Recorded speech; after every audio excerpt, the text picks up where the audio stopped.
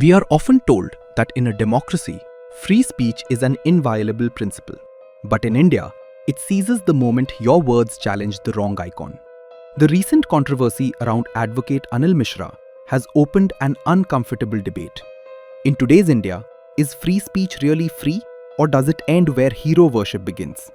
Anil Mishra, a Gwalior-based advocate, faces multiple FIRs after a video surfaced where he allegedly made critical remarks about Dr. B.R. Ambedkar. He is accused under sections 153A, 295A and 505 of the Indian Penal Code, laws meant to prevent hate and maintain harmony. But Mishra was just exercising his right to opinion, citing historical facts about Ambedkar's political choices and his relationship with the British Empire. The reaction was swift. Protests erupted, demands for arrest poured in, and social media declared him guilty before trial by the very people who claim to defend freedom of speech.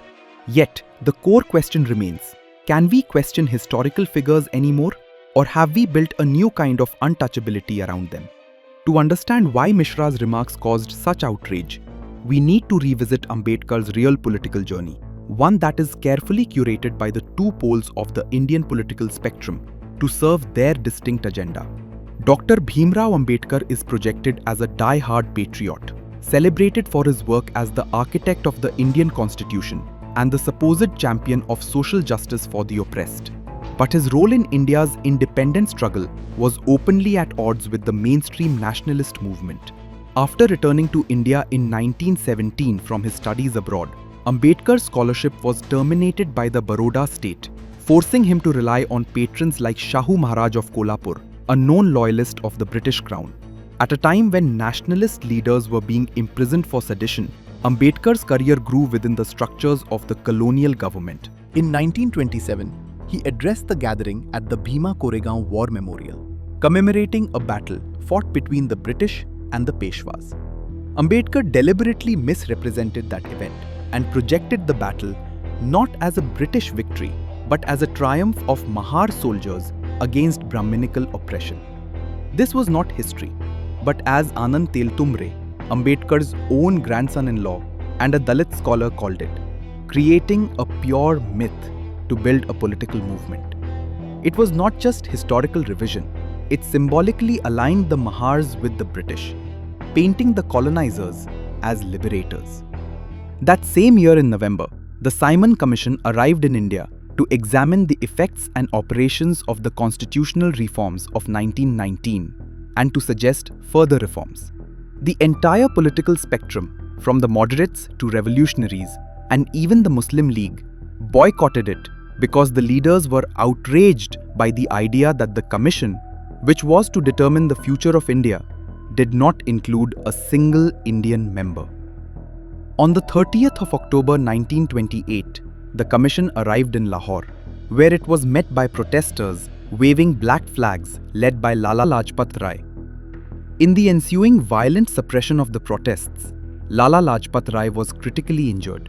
He died a couple of weeks later, marking one of the darkest chapters of the Indian freedom struggle. Amidst all this, Ambedkar chose to cooperate with the British.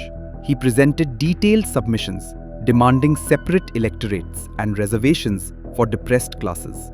To nationalist leaders, it appeared as an endorsement of British legitimacy at a time when India was united in protest. The perception deepened during the Round Table Conferences in London, 1930 to 1932, where Ambedkar represented the depressed classes but often supported positions that were beneficial to the British. The governor of Madras even noted Ambedkar's manifest desire to support British influence in India. In his own writings, The Untouchables and the Pax Britannica, Ambedkar credited Untouchables with helping the British conquer India, calling them the backbone of the East India Company's army. In a letter to A.V. Alexander, he wrote, "India was conquered by an army of Indians, and the Indians who formed the army were all untouchables."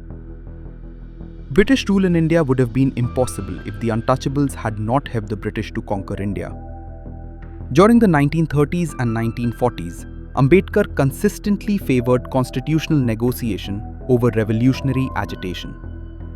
The defining moment of this contradiction came with the Communal Award of 1932, which granted separate electorates to minorities, including the depressed classes. Ambedkar enthusiastically endorsed the award, seeing in it a chance to advance his own political aspirations. It was a direct extension of the British policy of divide and rule. A separate electorate meant that members of a particular community could vote only for candidates from their own community. For example, if the depressed classes had a separate electorate, only they could vote to elect their representatives, not other Hindus, effectively creating watertight political identities within the same religion. Even Gandhi, whose politics of Muslim appeasement often proved disastrous, recognized the peril in this instance. From his prison cell, he opposed Ambedkar's move, declaring a fast unto death to prevent the fragmentation of Hindu society. The resulting Pune Pact forced Ambedkar to back down, accepting reserved seats within joint electorates instead. It remains one of the few moments when moral pressure and national unity prevailed over colonial manipulation. A few years later, when the Congress ministries resigned in 1939 to protest British war policies, Ambedkar publicly supported Jinnah's call for Deliverance Day, siding with the Muslim League against the Congress. He accused Congress of tyranny towards untouchables, aligning rhetorically with forces opposing Indian nationalism. And in 1942, during the Quit India movement, when India's streets were ablaze and freedom leaders were in jail, Ambedkar accepted a ministerial position in the British Viceroy's Executive Council. Viceroy Wavell later wrote that Ambedkar believed Indian independence would be one of the greatest disasters that could happen. These are not myths or propaganda, they are archival facts. But in today's India, simply recounting them can invite criminal charges. Over decades, political parties have turned Ambedkar into a figure beyond scrutiny. His portrait now presides over every public building, but his ideas are rarely discussed critically or even in the proper context. The man was a supporter of British imperialism in India throughout his political career. Now, he is painted as a freedom fighter. He called himself a hack for his role in the Constitution.